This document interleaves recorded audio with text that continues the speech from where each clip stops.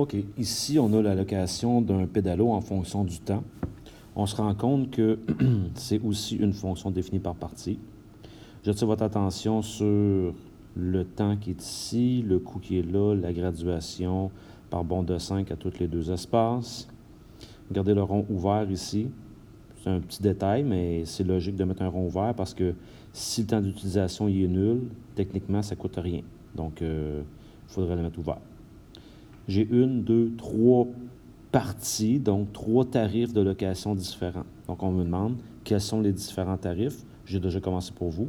Un tarif, on voit qu'on le loue à l'heure. Donc, on veut savoir ça coûte combien de l'heure. C'est le taux de variation, ça. Donc, j'ai calculé le taux de variation entre 0, 0 et 2,16, entre ces deux-là ici.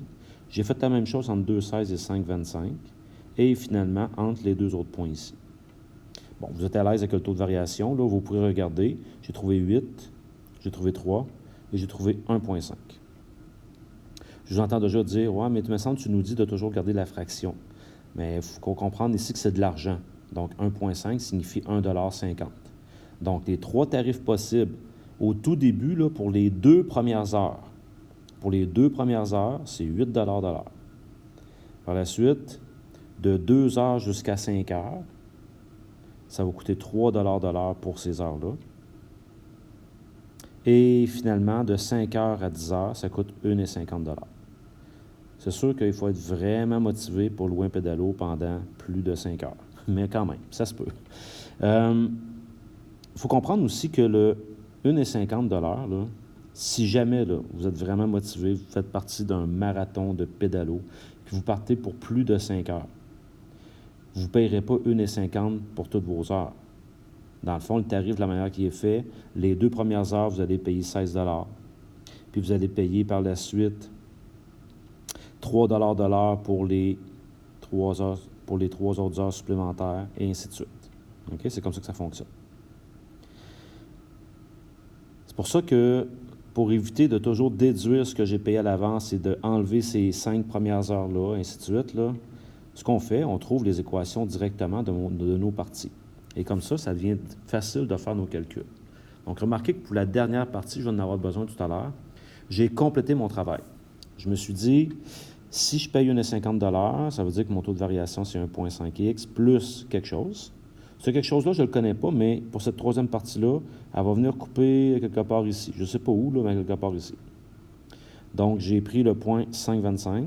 Ça veut dire que ça fait 25 égale 1,5 fois x, qui est 5, plus b. Ça fait 7,5. Je les soustrais de chaque côté. J'obtiens 17,5 égale y. Donc, l'équation de la troisième partie, c'est 1,5x plus 17,5. Et là, on est prêt à répondre aux questions. Première question. Quelle somme devra débourser quelqu'un qui compte faire du pédalo pendant 1h30? Donc là, il faut commencer par aller se situer dans notre graphique. 1h30, c'est où? Première chose, 1h30, c'est pas 1,3, hein? C'est 1,5, cette affaire-là. Donc, 1,5. 1,5, je suis à peu près ici. C'est en bas de 2, donc je suis dans ma première équation. Ma première équation, là, elle commence à 0. Donc, tout ce qu'on a à faire, c'est de se dire, ben le prix, le tarif, c'est 8 $ fois le nombre d'heures. Ici, c'est 1,5 heures.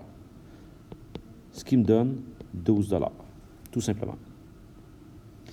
La question suivante. On me dit, si Lélie a déboursé ou a dû débourser 28 $, pendant combien de temps a-t-elle utilisé le pédalo? Première chose à faire, il faut savoir dans quelle partie de notre graphique on est. 28 $. 28 $, je suis à peu près ici. Et quand je me déplace, je vais être dans cette partie-là ici. C'est normal. Je suis entre 25 $ et 32,5 $. Je suis dans la troisième partie. Donc, je connais le coût, qui est Y, que je dois aller remplacer dans la troisième partie. Ma troisième partie, je l'avais fait le calcul ici. Donc, pour faire ce calcul-là, je vais venir le faire ici. Je vais le faire en rouge. Il faut reprendre notre équation, puis on remplace Y par 28. Ce qui me fait 28 égale. L'équation de la troisième partie, c'est 1,5x plus 17,5. Et là, j'utilise mon principe des opérations inverses. Moins 17,5 de chaque côté, ce qui me donne 10,5 égale 1,5x. Par la suite, je vais diviser par 1,5 de chaque côté et je vais obtenir 7 égale x. Donc, ça signifie qu'elle a utilisé ou qu'elle a loué le pédalo pendant 7 heures. Ce qui veut aussi dire qu'elle s'est certainement perdue en pédalo.